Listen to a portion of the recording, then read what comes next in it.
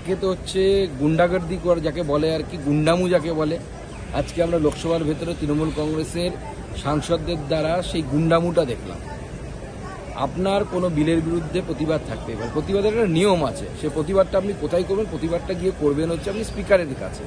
কিন্তু আপনি যে মন্ত্রী বক্তব্য রাখছেন, মাননীয় গৃহমন্ত্রী অমিত শাহজি বক্তব্য রাখছেন, তার সামনে গিয়ে কাগজ ছুঁড়ে তার মুখে মারা।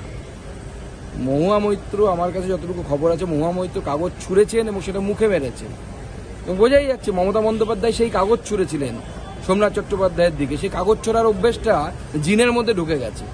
এরপরে হয়তো দেখবো বিধানসভা ভাঙচুরের মতো হয়তো লোকসভা ভাঙচুর করবে তৃণমূল কংগ্রেস, কারণ মমতা বন্দ্যোপাধ্যায় বিধানসভা ভাঙচুর করেছিলেন।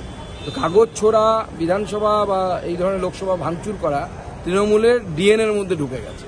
এটাই হচ্ছে সবথেকে বড় সমস্যা এবং এই গুন্ডামি বন্ধ হওয়া প্রয়োজন। আগে থেকে যেখানে বলা হচ্ছে যে জেপিসিতে পুরো বিষয়টি যাবে, মোটামুটি সবাই আমরা সেরকমই জানি।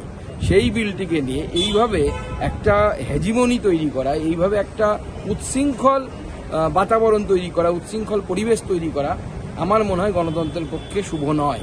এবং এই যে পেপার ছিঁড়ে সেটাকে ছুঁড়ে মারা, তারপরে তো সবাই এগিয়েছে, তার আগে তো কেউ কোথাও এগিয়েছিল না। পেপার ছুঁড়ে গৃহমন্ত্রীর মুখে মারা, এ তো অ্যাটাক, মানে হাউসের মধ্যে আপনি একজনকে আক্রমণ করছেন, তার মানে শারীরিকভাবে নিগ্রহ করছেন।